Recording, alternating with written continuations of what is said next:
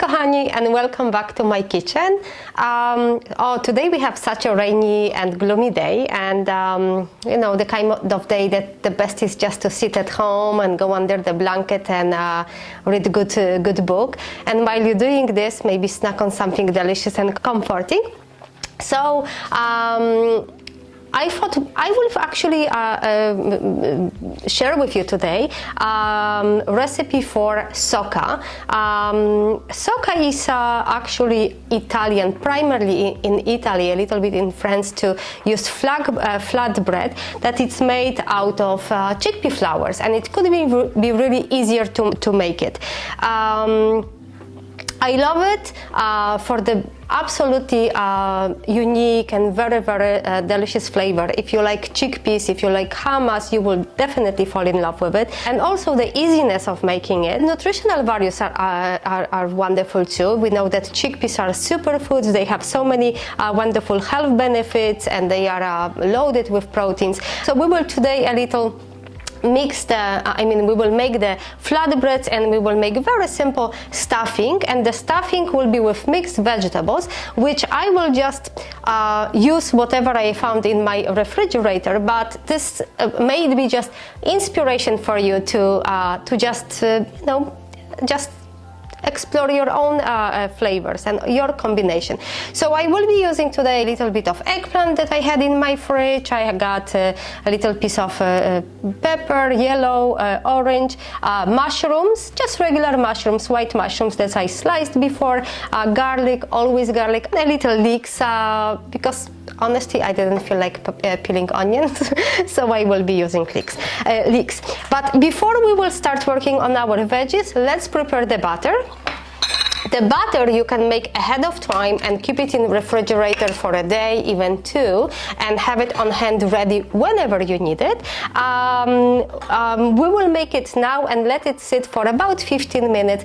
Half an hour would be really good, just to allow the batter to thicken, to get the proper consistency. It's kind of like with making crepes. You need to let the mixture to sit for a little bit too for the best results. So what we need, it's equal amount of chickpea flour and equal amount of water by volume. So I will be using 2 cups of chickpeas flours, because I want to have a little more of those soccas later for supper.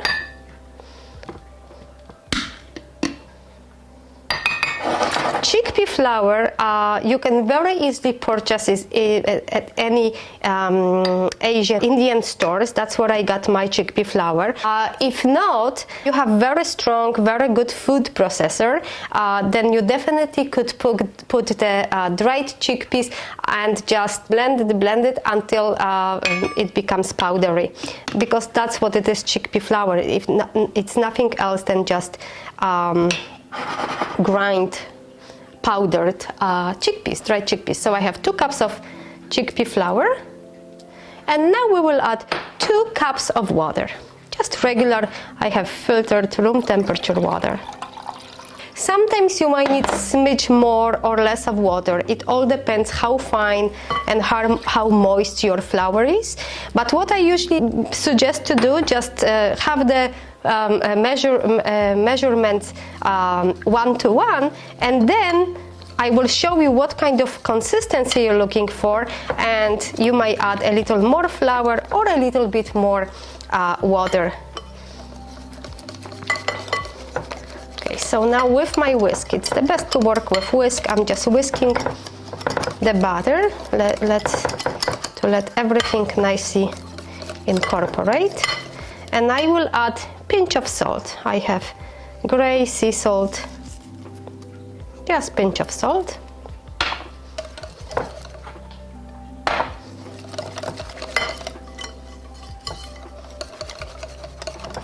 Okay, so I find this batter a little too watery.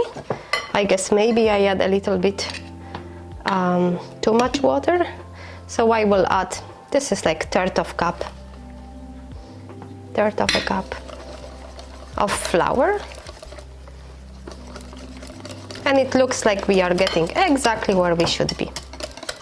But if you do good measuring of the flour and of the water, if you will be precise, 1-to-1 should really work well for you. And try to whisk it well, at least to get rid of the biggest pieces of flour.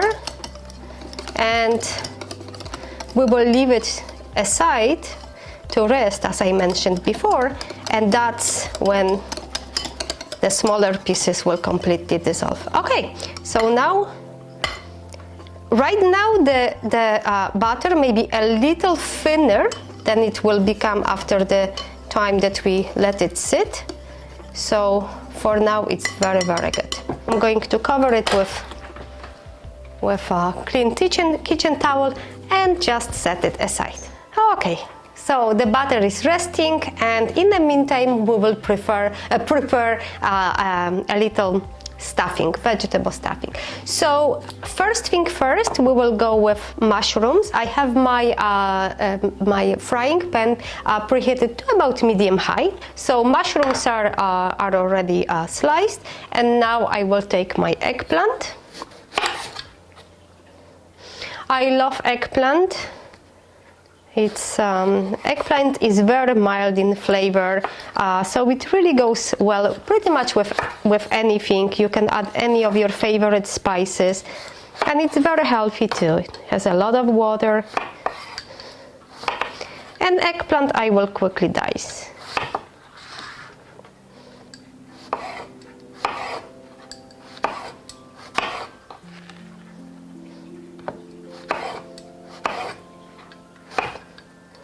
Pieces don't have to be super even. Usually when I have slice about like this size, like a palm of my hand, I would make it into 9 pieces, which is I would cut twice one way and then the other way. So then I have squares about this size.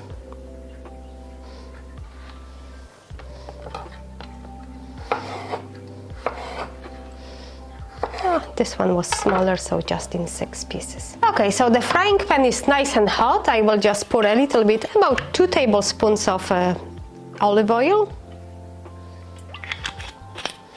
And now I'm going to add my eggplant.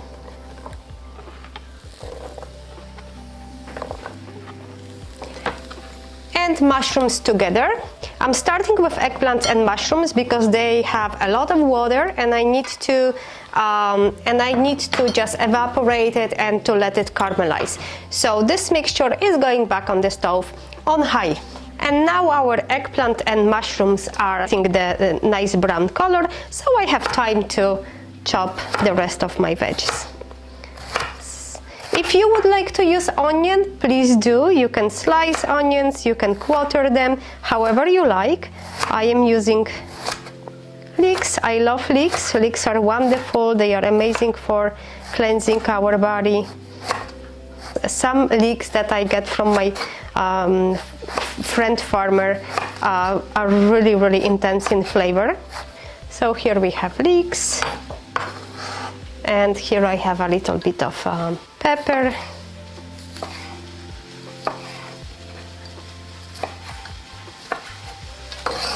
And a little bit of yellow pepper. If you had red, that would be wonderful too. If you don't have pepper, or if you don't like pepper, don't use it. You can use something else. Okra would be wonderful with this dish. In season, delicious sweet juicy tomatoes. Juicy tomatoes. But you could also add a little bit of sliced carrots. What else could we add here? A little bit of cabbage would be lovely too. Okay, so I put the mushrooms and the eggplant on the frying pan with about 2 tablespoons of olive oil, and I didn't touch them for about 2 minutes. You can hear the sizzle, and now I will just toss them around. We can see that some of them, they already have nice caramelization happening here on the side, so I will toss them. and continue frying for about another 2-3 minutes without touching them. And after another 2 minutes, let's see, this already smells so good. Because we didn't touch the mushrooms and eggplant, we allowed them to a little evaporate, but also we already have this beautiful caramelization happening, and that's where the flavor comes from. Okay, so now I'm going to toss it around, and I'm going to add my leeks. If you're using onions, that's also the best time now to add the onions. And I will still wait with peppers, because I don't like overcooked peppers. I like to add them at the very end just for nice crunch. But if you like cooked peppers on the other hand, of course add them right now and let them cook for a few minutes. So we're just going quickly to toast the leeks with rest of our veggies, and we will continue frying it for about another 2 minutes. So now I'm going to chop my garlic. You could also press it. This is 1 large garlic.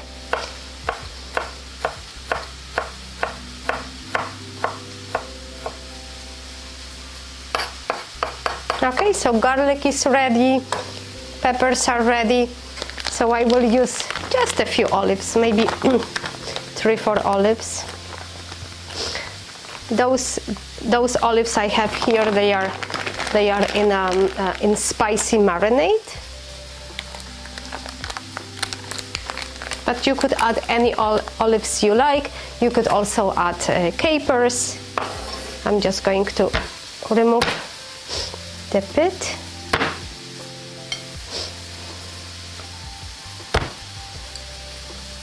I'm taking the pits out to make it easy for everybody to chew. Usually if I add olives with pits to salads, I don't bother to take the pits out. I just, about 2 minutes after we added our peppers and garlic, I stir fry it. You could also add some herbs, really a little tomato paste or crushed tomatoes, whatever you like. I am not adding any more spices because I will add a little bit of za'atar mix to my soccas. And it's perfect. At this point, it's ready just to sit aside and wait for us to make our soccas. So the sautéed vegetables are waiting. Let's see our batter. Okay, so I hope you can see it's thickened. Those 20 minutes, 15-20 minutes really did the job, because now the batter is very smooth, it's very luxurious, almost velvety. It's really, there you go. And at this point it's ready for frying. And soccas fry very, very quickly. It's really sometimes 1, maybe 2 minutes on each side. So I have my frying pan ready right on the stove, on medium-high again. I would recommend to have a good non-stick frying pan. If you are a little more experienced with making crepes and maybe dosas, then you could use a cast iron as well. But if you are a beginner, to save you the trouble and discouragement, I would really suggest to use good non-stick frying pan. So I have also a little bit of za'atar spice. I really love za'atar. Za'atar is more like Mediterranean, Middle Eastern spice. You could get it, I got this one at Winners actually, or Home Sense I think. But I also saw in my regular grocery store in the international section. If you really have trouble with finding it, I'm sure you could look up on internet and find recipe what spices to mix together. It's not difficult to make it. I made it a few times before, so if you can't buy ready one. Also with any spices like curry mixes or like za'atar, anything, each maker will use a little different proportions. So you might find that this za'atar, you don't like it too much, but then from someone else will be better because it will be different proportion in those components. Okay, so the frying pan is ready, and I'm going to move to my stove just to show you the frying process. But before I do that, I just chop a little bit of green onions. I just like adding green onions. It doesn't have to be a lot. Okay, that's good for now. And I'm going to my frying pan. I'm going to add just a little bit of olive oil.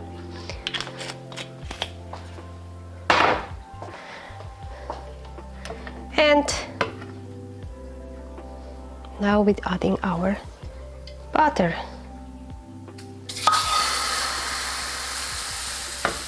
So if you want to make bigger dosas, then add maybe 2 scoops. If smaller, then 1 scoop. For this kind of average frying pan, 2 scoops. And now I'm adding a little bit of, while the top is still soft and wet, I'm adding a little bit of green onions and the za'atar spice. As little or as much as you like. If you don't have za'atar, you could put some oregano, some thyme, some paprika, whatever you like, whatever you have. On medium, roughly medium, just a little more than medium, on one side until the top is nicely cooked. And now I hope you can see that this entire socca, the entire pancake, flatbread, however we call it, it's almost cooked. So I'm going to add our stuffing. On one half of it, I'm going to add the stuffing. And now, this is vegan version. This is the vegan version. If you eat cheese, if you are vegetarian, you could shred a little bit of cheese on top of it. Halloumi would be wonderful, a little bit of Gouda. And now we are just closing. And now you see why I recommend non-stick frying pan. Okay, and now our dosa is nicely cooked. It's enough that the top part is set. I want to do that so you can see how would be the best for me to. And we just flip it over, almost like omelette. And it's ready. It's ready to go on the plate.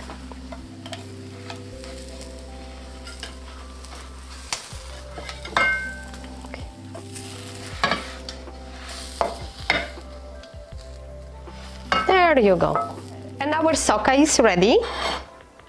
Beautiful, crunchy outside, fluffy, with this vegetable stuffing. Let's taste it. And once again, as you're cooking, please taste, because we all have different taste buds, so just because I add something doesn't mean you will like it. As always, treat it as your inspiration. Maybe a little bit of mushroom here. Let's see.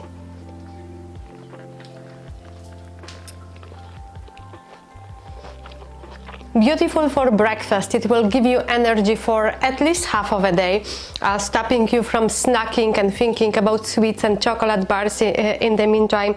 Wonderful for lunch or even for dinner. Very quick to make. And you can use any seasonal vegetables that you like. You could put some mushroom gravy. Just really sky's the limit, and you can use your imagination and just try to make it even better. If you make it, please share in comments how you liked it. What stuffing did you make with it? and I hope you will really enjoy it. And as always, I appreciate you being here, and I appreciate your energy. I thank you so much for watching, and see you next time.